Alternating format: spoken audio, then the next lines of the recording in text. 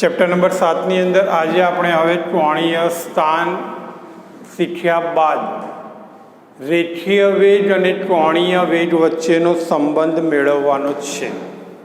શું મેળવવાનું છે? રેખીય વેગ અને કોણીય વેગ વચ્ચેનો સંબંધ. તો ધ્યાન રાખો દરેક મિત્રો કે રેખીય વેગ અને કોણીય વેગ વચ્ચેનો સંબંધ મેળવો આવું પરીક્ષાની અંદર પૂછાય છે 2 માર્ક્સમાં અથવા તો 3 માર્ક્સમાં. કેટલા માર્ક્સમાં? 2 માર્ક્સમાં અથવા તો 3 માર્ક્સમાં પૂછાઈ શકે છે. તો ધારો કે કોઈ એક સ્થિર ઝેડ ને અનુલક્ષીને કોઈ એક કણ v જેટલા વેગથી ગતિ કરે છે. ધ્યાન રાખો, આકૃતિ દોરું છું. ધારો કે આ કોઈ એક સ્થિર ઝેડ છે, બરોબર. આ સ્થિર ઝેડને અનુલક્ષીને કોઈ એક કણ જેનો સ્થાન સદિશ ઉદ્ગમ બિંદુની સાપેક્ષે r જેટલો છે. કેટલો છે? r. આ p બિંદુ પર રહેલો કણ જે v જેટલા રેખીય વેગ સાથે ગતિ કરે છે. કેટલા રેખીય વેગ સાથે ગતિ કરે છે? v જેટલા રેખીય વેગ સાથે તે ગતિ કરે છે. હંમેશા રેખીય વેગ જેની દિશા એ સ્પર્શકની દિશામાં હોય છે. કઈ દિશામાં હોય છે? સ્પર્શકની દિશામાં હોય છે.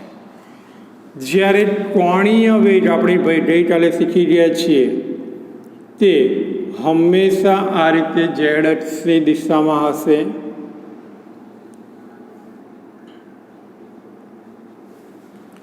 મારે આ રેખીય વેગ v અને કોણીય વેગ ઓમેગા વચ્ચેનો સંબંધ મેળવવાનો છે. તે બંને વચ્ચેનો શું મેળવવાનો છે? મારે સંબંધ મેળવવાનો છે. અહીંયાથી ધારો કે હું કોઈ એક આ O બિંદુ પાસેથી અહીંયા એક સ્થાન સદિશ r લઉં છું. આ જે થશે એ એનો લંબ ઘટક થશે. કયો ઘટક થશે? તેનો લંબ ઘટક થાય છે. આને હું ઓડેસ નામ આપું છું. કયું નામ આપવામાં આવે છે? ઓડેસ. ચલો ફરીથી એકવાર. ધારો કે કોઈ એક કણ p જેનો ઉદ્ગમ બિંદુની સાપેક્ષે સ્થાન સદિશ r છે, જે v જેટલા રેખીય વેગથી ભ્રમણ કરે છે. કેટલા વેગથી ભ્રમણ કરે છે? v જેટલા. તેનું કેન્દ્ર ઓડેસથી લંબ અંતર r લંબ છે. કેટલું છે? r લંબ છે. અહીં કોણીય વેગની દિશા એ ભ્રમણાક્ષની દિશામાં જ હોય છે. કેવી હોય છે? ભ્રમણાક્ષની દિશામાં. તો પરિણામે ઓમેગા સદિશ ક્રોસ r સદિશ, ઓમેગા સદિશ ક્રોસ r સદિશ બરાબર શું આવશે? OP સદિશ. શું આવશે? OP સદિશ. ઓમેગા ક્રોસ r, r એટલે તો શું છે? OP છે. એટલે ઓમેગા ક્રોસ OP સદિશ. પણ અહીંયા તમે જોઈ શકો છો ODES P કાટકોણ ત્રિકોણ બની ગયો. મતલબ કે આનું મૂલ્ય આ બંનેના સરવાળા જેટલું હોય. તો હું અહીંયા લખી શકું O સદિશ ક્રોસ, અહીંયા હું ચલો સી નામ આપી દઉં, અલગ પડે એટલે OC plus CP, OC plus CP. તો માટે ઓમેગા ક્રોસ r બરાબર ઓમેગા સદિશ ક્રોસ. ચલો વિદ્યાર્થી મિત્રો, તમે દરેક જણ જાણો છો આનો મારે આની સાથે ગુણાકાર કરવો પડે. मतलब कि omega cross OC plus omega cross CP થઈ જશે ઓમેગા ક્રોસ શું થઈ જશે CP. પણ હવે એટલે કે પરંતુ ઓમેગા સદિશ ક્રોસ OC બરાબર ઓમેગા OC ક્રોસ ગુણાકાર છે એટલે શું આવે સાઇન થીટા. પરંતુ આ ઓમેગા અને આ OC બંને તો એક જ દિશામાં થયા, તો પરિણામે થીટા ઇઝ ઇક્વલ ટુ 0 લેતા ઓમેગા OC સાઇન 0, સાઇન 0ની કિંમત 0 એટલે આ શું થઈ જશે 0, એટલે કે આનું મૂલ્ય શું આવી ગયું 0. જ્યારે omega cross CP, omega cross CP બરાબર તો શું આવે છે R લંબ. શું આવે છે R લંબ. એટલે કે અહીંયા એવું લખાશે ઓમેગા R લંબ સાઇન થીટા, પરંતુ થીટા ઇઝ ઇક્વલ ટુ 90, તો માટે ઓમેગા R લંબ શું થઈ જશે ઓમેગા R લંબ બરાબર શું લખાય V. શું લખાશે એના બરાબર V લખી શકાય છે. બરાબર. તો અહીંયા હું મૂકી દઈશ એની કિંમતો. ચલો આના બરાબર શું લેવાનું છે 0, આના બરાબર શું લેવાનું છે ઓમેગા R લંબ. તો માટે ઓમેગા સદિશ ક્રોસ R સદિશ બરાબર ઓમેગા R લંબ. શું થઈ ગયું ઓમેગા R લંબ. ઓમેગા R લંબ એટલે કે P બિંદુ પાસેનો રેખીય વેગ એટલે કે ઓમેગા ક્રોસ R બરાબર શું થઈ ગયું V. ઓમેગા ક્રોસ R બરાબર શું થઈ ગયો V થઈ ગયો, જે રેખીય વેગ અને કોણીય વેગ વચ્ચેનો શું દર્શાવે છે સંબંધ દર્શાવે છે. માટે આપણે અહીંયા આવું પણ લખી શકાય કે V બરાબર R ઓમેગા. આ યાદ રાખજો દરેક જણ. V બરાબર R ઓમેગા જે તમારે 11 અને 12 બંનેમાં ઉપયોગી થશે આ સૂત્ર V બરાબર R ઓમેગા. બરોબર છે. હવે અહીંયા ખાસ ધ્યાન રાખો, જો ભ્રમણાંક સ્થિર હોય, ધ્યાન રાખજો કેવી ભ્રમણાંક સ્થિર હોય તો આ જે ઓમેગાની દિશા છે એ પણ હંમેશા કેવી રહે છે સ્થિર, મતલબ કે ક્યારેય બદલાતી નથી. શું ફરીથી ધ્યાન રાખો, ભ્રમણાંક સ્થિર હશે તો કોણીય વેગ ઓમેગાની દિશા પણ ક્યારેય બદલાતી નથી, એટલે કે અચળ રહે છે. જો ભ્રમણાંક બદલાતી રહેતી હોય તો કોણીય વેગની દિશા પણ સતત બદલાતી રહે છે. કેવી થતી રહે છે? સતત બદલાતી રહે છે. માટે મારે સૂત્ર કયું યાદ રાખવાનું છે? V બરાબર R ઓમેગા. શું યાદ રાખવાનું છે? V બરાબર R ઓમેગા. ચલો એના પછી આવે છે કોણીય પ્રવેગ. આપણે તમને યાદ હશે કે ત્રીજા ચોથા ચેપ્ટરની અંદર પ્રવેગ શીખી ગયા હતા. પ્રવેગ એટલે વેગનું સમયની સાપેક્ષે વિકલન અથવા તો સ્થાનાંતરનું સમયની સાપેક્ષે 2 વાર વિકલન. અહીં આપણે કોણીય પ્રવેગ છે. કોણીય પ્રવેગ એટલે કોણીય વેગનું સમયની સાપેક્ષે વિકલન. બરોબર, બીજું કશું છે નહીં. તો કોણીય પ્રવેગ એટલે કે કણના વેગમાં થતા ફેરફારના સમય દરને શું કહેવામાં આવે છે? કોણીય પ્રવેગ. કોણીય પ્રવેગ એ પણ સદિશ રાશિ છે, બરાબર d omega by dt. d omega by dt એટલે આલ્ફા બરાબર શું થઈ જશે? d omega by dt. પણ આલ્ફાની દિશા અને કોણીય વેગની દિશા એક જ, એટલે એને અદિશ લેવામાં આવે છે. એટલે આ જે રાશિ છે આલ્ફા, એ કોણીય પ્રવેગ આલ્ફા અદિશ રાશિ છે. યાદ રાખજો ખાસ.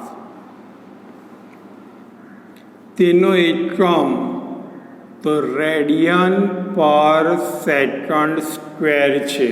પેલામાં મીટર પ્રતિ સેકન્ડ સ્ક્વેર લખતા હતા, અહીંયા રેડિયન પર સેકન્ડ સ્ક્વેર લખવાનું છે. તેનું પારિમાણિક સૂત્ર તો m0L0T-2 થશે. પણ આપણે ભણી ગયા છીએ દરેક જણ કે ઓમેગા બરાબર d θ/dt, તો આના બરાબર d² θ/dt² પણ લખી શકાય છે. d² θ/dt² પણ લખી શકાય છે. કોણીય પ્રવેગ જેની દિશા એ કોણીય વેગની દિશામાં જ હોય છે. કઈ દિશામાં? કોણીય વેગની દિશામાં જ હોય છે. મતલબ કે કોણીય પ્રવેગ અને કોણીય વેગ બંને કેવા હોય છે? એક જ દિશામાં હોય છે. કેવા હોય છે? બંને એક જ દિશામાં હોય છે. રેડી? તો આટલું જ છે આની અંદર. બરોબર? ચલો હવે નેક્સ્ટ આવે છે ટોર્ક.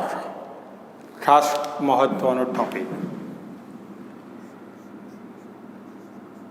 ટોર્ક બીજા શબ્દોમાં એને કહેવામાં આવે બળની ચાક માત્રા. ટોર્ક જેને બીજા શબ્દોમાં શું કહેવામાં આવે છે? બળની ચાક માત્રા તરીકે ઓળખવામાં આવે છે. તમને દરેક જણને ખ્યાલ છે તે પ્રમાણે રેખીય ગતિ જે થતી હોય છે, કઈ ગતિ? રેખીય ગતિ. એની અંદર બળ F મહત્વનું છે. શું? બળ F. એ જ પ્રમાણે જ્યારે ચાર્જ ગતિ થતી હોય, ચેપ્ટરનું નામ જ ચાર્જ ગતિ છે, એ ચાર્જ ગતિ હોય તો એની અંદર ટોર્ક મહત્વનો ભાગ ભજવે છે. રેખીય ગતિમાં કોણ મહત્વનો ભાગ ભજવે? બળ. એ જ પ્રમાણે ચાર્જ ગતિની અંદર કોણ મહત્વનો ભાગ ભજવે છે? ટોર્ક મહત્વનો ભાગ ભજવે છે. તો આ ટોર્ક વિશે આપણે સમજીએ તો એના માટે ધ્યાન રાખીએ. તો ધારો કે આ કોઈ એક ભ્રમણાક્ષ છે. શું છે? ભ્રમણાક્ષ. આ ભ્રમણાક્ષ એટલે કે ઝેડ અક્ષ, કઈ અક્ષ છે? ઝેડ અક્ષ ને અનુલક્ષીને કોઈ કણ ભ્રમણ કરે છે. આ કણનો અહીં ઉદ્ગમ બિંદુની સાપેક્ષે, કયા બિંદુની સાપેક્ષે? ઉદ્ગમ બિંદુની સાપેક્ષે તેનો જે શું કહેવાય સ્થાન સદિશ જે છે, ઉદ્ગમ બિંદુની સાપેક્ષે તેનો સ્થાન સદિશ R છે. પી બિંદુનો સ્થાન સદિશ કયો છે? R. આ પી બિંદુ પર લાગતું બળ તો R સ્થાન સદિશ આ દિશામાં પણ કહેવાય.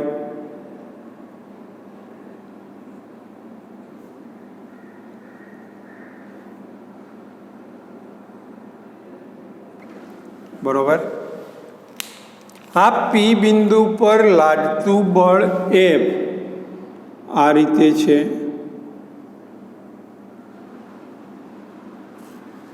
બરોબર? તો આ જે થશે બળ F થશે.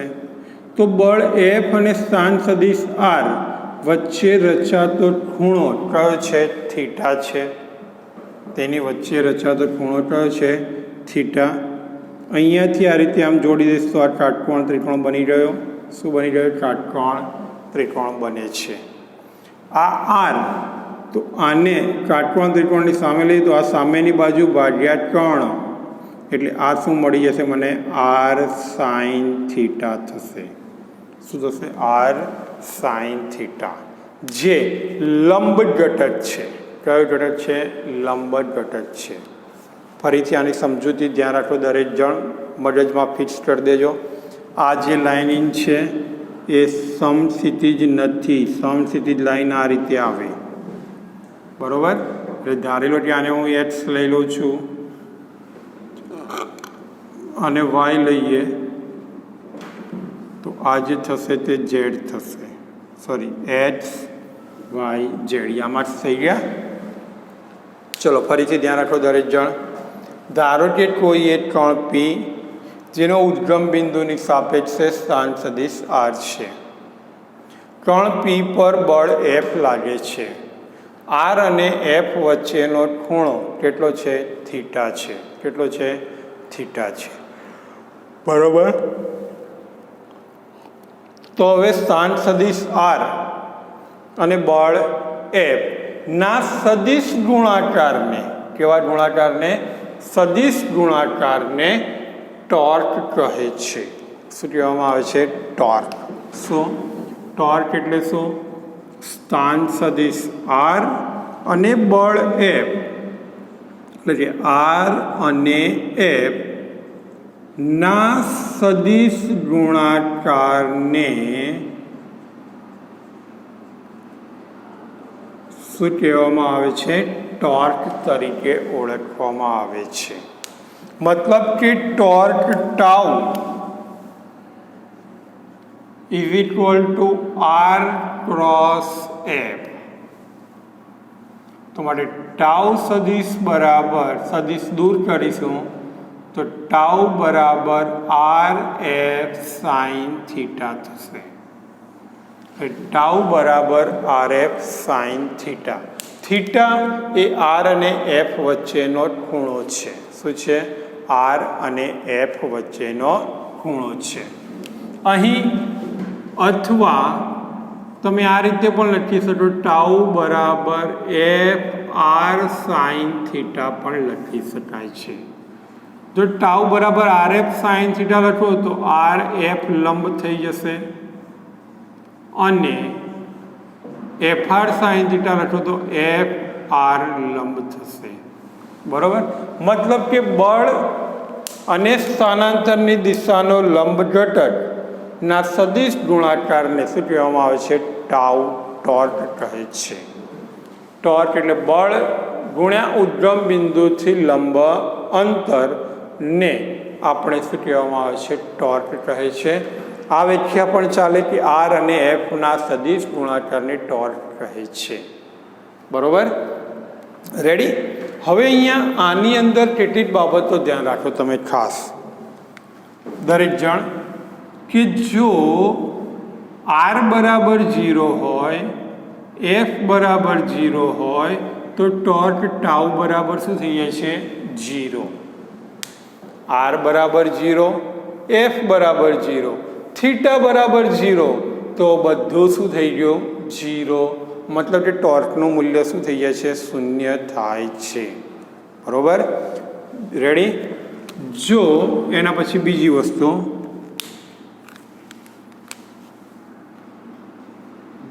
એફ બરાબર 0 હોય તો પણ torque tau is equal two શું થઈ જાય છે? 0 થાય છે. બરોબર. ત્રીજું કે ટોર્ક એ અગાઉ કહ્યું તે પ્રમાણે સદિશ રાશિ છે. તેની દિશા જમણા હાથના સ્ક્રૂના નિયમ પરથી જાણી શકાય છે. કોને આધારે જાણી શકાય છે? જમણા હાથના સ્ક્રૂનો નિયમ યાદ છે ને? જમણા હાથના સ્ક્રૂને એફ અને આર વડે રચાતા સમતલને લંબરૂપે ગોઠવો, એને આરથી એફ તરફ ભ્રમણ આપો તો જે દિશામાં સ્ક્રૂ આગળ વધે તે દિશા એ ટોર્કની દિશા થાય છે. ટોર્ક ટાઉ જેનો એકમ ન્યૂટન ઇન્ટુ મીટર અથવા તો જૂલ છે. તેનું પારિમાણિક સૂત્ર એટલે કે જૂલ એટલે કાર્યનું પારિમાણિક સૂત્ર થઈ જશે m1 L2 T-2. m1 L2 T-2 છે. બરોબર. આ ટોર્કના મૂલ્યનો આધાર એ સંદર્ભ બિંદુની પસંદગી પર છે. તો એ સંદર્ભ બિંદુ કઈ રીતે પસંદ કરો છો તેના પર આધાર રાખે છે. એટલે કે ટોર્કના મૂલ્યનો આધાર, ટોર્કનો આધાર સંદર્ભ બિંદુની પસંદગી પર રહેલું છે. કેવા પ્રકારનું સંદર્ભ બિંદુ પસંદ કરવામાં આવે છે તેના પર તે આધાર રાખે છે. ખ્યાલ આવી ગયો? તો આ જે છે તે ટોર્ક વિશે છે. હવે એના પછી આવે છે કણનું કોણીય વેગમાન આવે છે. શું આવે છે? કણનો કોણીય વેગમાન. આ ટોર્ક જે છે એને પણ એના જુદા જુદા બળ અને સ્થાનાંતરના લંબ ઘટકો હોય, તો એને આધારે ટોર્ક આપણે શોધવું હોય ને તો ટાઉ બરાબર આર ક્રોસ એફ લઈએ તો આપણે જે અગાઉ નિશ્ચાયકની રીત શીખી ગયા એ પ્રમાણે પણ ટોર્ક શોધી શકાય છે. I J K R X, R Y, R Z, F X, F Y, F Z, આ રીતે પણ આપણે શોધી શકીએ છીએ. બરાબર? નિશ્ચાયકની રીતે પણ આપણે ટોર્ક મેળવી શકાય છે. રેડી? હવે કણનું કોણીય વેગમાન આપણે સમજવાનું. એ પહેલાં દરેક જણ આની જરૂર નથી લગભગ, કારણ કે તમારી જોડે ટેક્સ્ટ બુકમાં આપેલું જ છે. દાખલા હોય તો બરાબર છે. હવે આવે છે કણનું કોણીય વેગમાન. શું આવે? કણનું કોણીય વેગમાન. અગાઉ આપણે રેખીય વેગમાન શીખી ગયા છીએ. અગાઉ રેખીય વેગમાન પી બરાબર એમ વી સદિશ આવું આપણે શીખી ગયા છીએ. હવે આપણે રેખીય વેગમાન નહીં પરંતુ કોણીય વેગમાન સમજવાનું છે. શું સમજવાનું છે? કોણીય વેગમાન સમજવાનું છે. તો કોણીય વેગમાન સમજવા માટે દરેક વિદ્યાર્થી મિત્રો જો અહીંયા ધારો કે આ કોઈ એક ઉદ્ગમ બિંદુ છે ઓ. આ ઓ ઉદ્ગમ બિંદુ ને અનુલક્ષીને કોઈ એક દ્રઢ પદાર્થ ઝેડ અક્ષ પર ભ્રમણ કરે છે. કઈ અક્ષ પર ભ્રમણ કરે છે? ઝેડ અક્ષ પર. આ વાય અક્ષ અને આ છે એક્સ અક્ષ. એટલે એક્સ વાય ઝેડ યામાર્સ પદ્ધતિ થઈ ગઈ અહીંયા. બરોબર? ધારો કે એમ દળનો કોઈ એક કણ, કેટલા દળ ધરાવતો? એમ દળ ધરાવતો કણ પી બિંદુ પર રહેલો છે. કયા બિંદુ પર રહેલો છે? પી બિંદુ પર. તેનો ઉદ્ગમ બિંદુની સાપેક્ષે સ્થાન સદિશ આર છે. ઉદ્ગમ બિંદુની સાપેક્ષે સ્થાન સદિશ કેટલો છે? આર. આ એમ દળનો કણ વી જેટલા રેખીય વેગથી ગતિ કરે છે. પરિણામે તેનું જે રેખીય વેગમાન છે એ રેખીય વેગમાન પી બરાબર એમ વી સદિશ. પી બરાબર શું થઈ જશે? એમ વી સદિશ જોવા મળે છે. પરિણામે આ રેખીય વેગમાનને આપણે પાછળની તરફ લંબાવવામાં આવે તો આ જે બળ મળે છે એને આધારે અહીંયા હું લંબ દોરી દઈશ. શું દોરી દેવામાં આવે? લંબ દોરવામાં આવે છે આર બિંદુ પાસે. તો આ જે મળે છે એ વેગમાનની કાર્યરેખા છે. શું છે? વેગમાનની કાર્યરેખા છે. બરોબર? આ રેખીય વેગમાન પી અને સ્થાન સદિશ આર વચ્ચેનો જે ખૂણો છે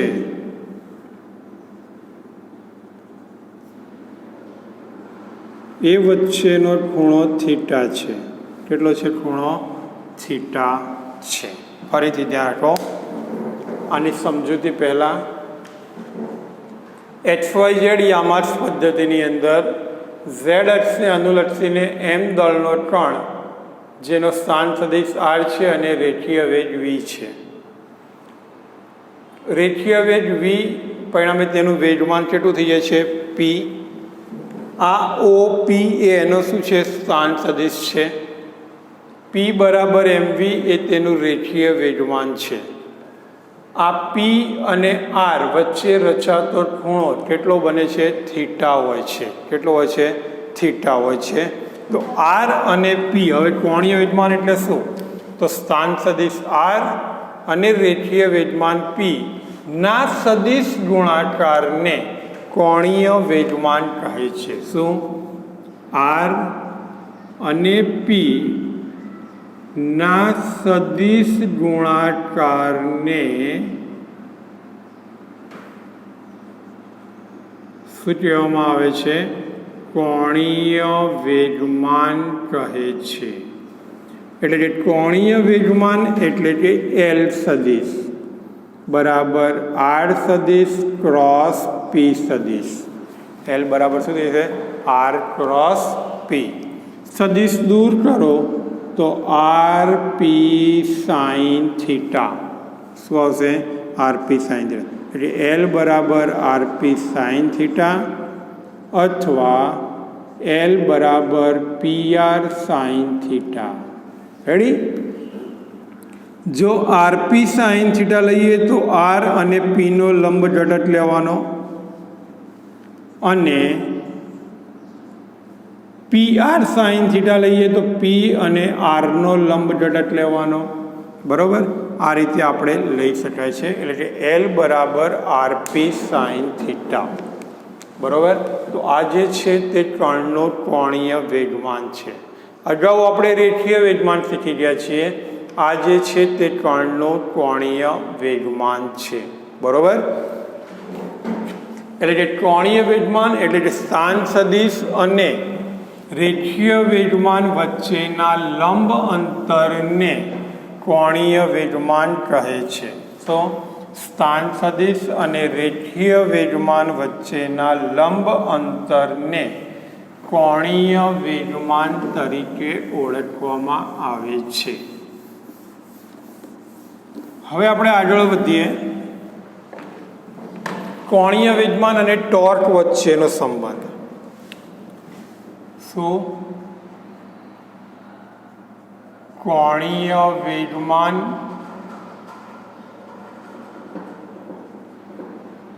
અને ટોર્ક વચ્ચેનો સંબંધ.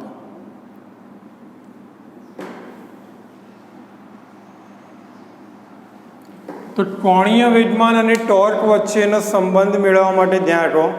તો કણનું કોણીય વેગમાન L. શું? કણનું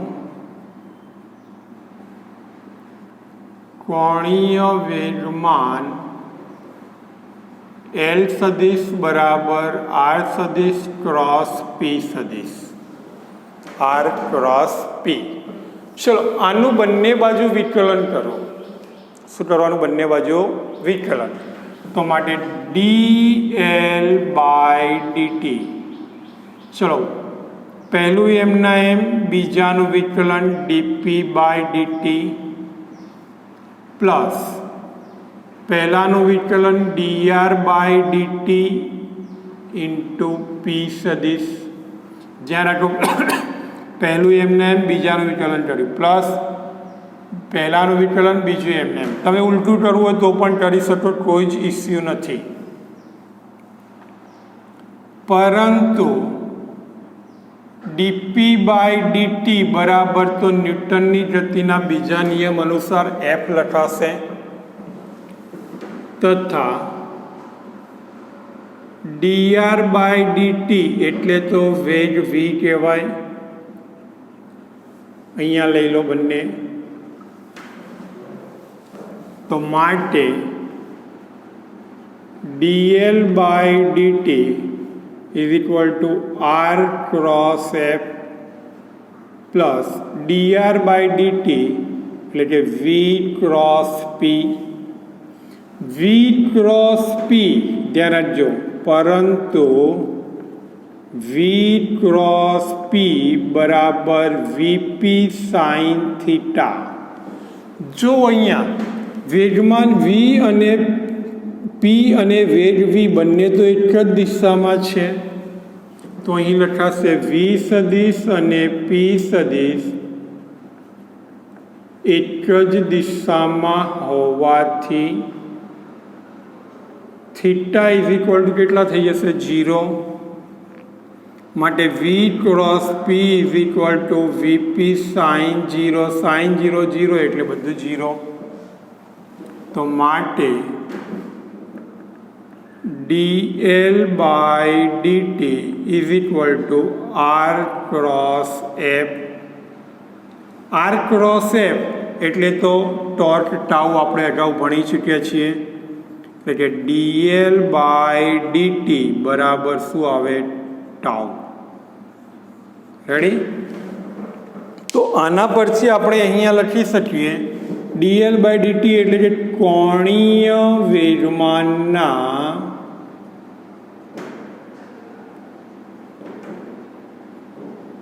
ફેરફારના સમય દર, કોણીય વેગમાનના ફેરફારનો સમય દર એ ટોર્ક જેટલો હોય છે. કોના જેટલો હોય છે?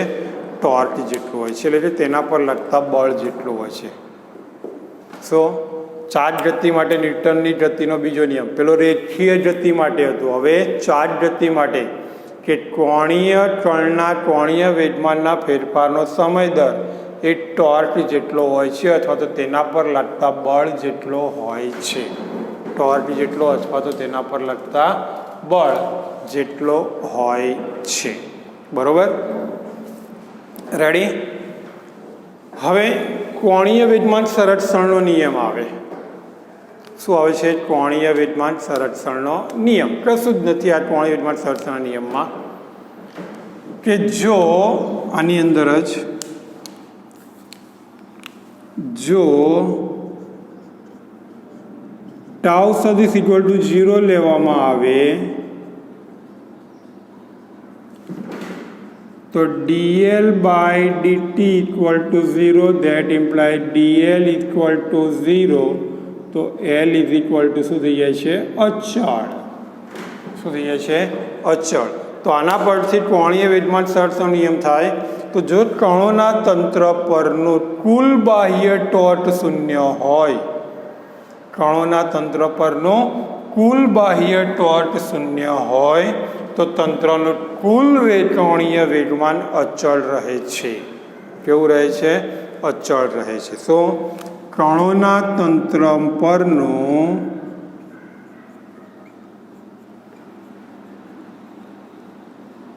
કુલ બાહ્ય ટોર્ક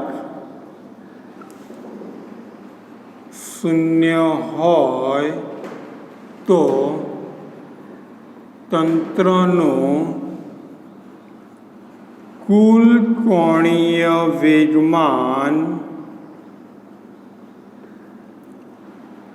અચળ રહે છે. કુલ કોણીય વેગમાન કેવું રહે છે? અચળ રહે છે. મતલબ કે અહીંયા કોણીય વેગમાનનું સંરક્ષણ થાય છે. શું થાય છે? કોણીય વેગમાનનું સંરક્ષણ થાય છે. ખ્યાલ આવી ગયો વિદ્યાર્થી મિત્રો? તો આ રીતે અહીંયા કોણીય વેગમાનનું પણ સંરક્ષણ જોવા મળે છે. શું જોવા મળે છે? કોણીય વેગમાનનું સંરક્ષણ જોવા મળે છે. હવે એના પછી આવે છે કણોના તંત્ર માટે ટોર્ક અને કોણીય વેગમાન વચ્ચેનો સંબંધ. આ મેળવ્યો છે આપણે, પણ આ વસ્તુને તંત્ર માટે, આ કોઈ એક જ કણ માટે છે. હવે આખા તંત્ર માટે આપણે સમજવાનું છે. તો કણોના તંત્ર માટે કોણીય વેગમાન ને ટોર્ક વચ્ચેનો સંબંધ. કણોના તંત્ર માટે કોણીય વેગમાન અને ટોર્ક વચ્ચેનો સંબંધ.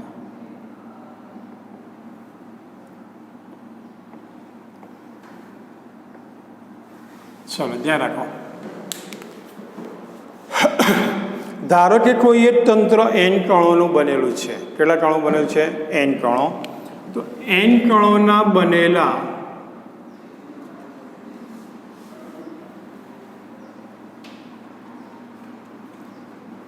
તંત્ર માટે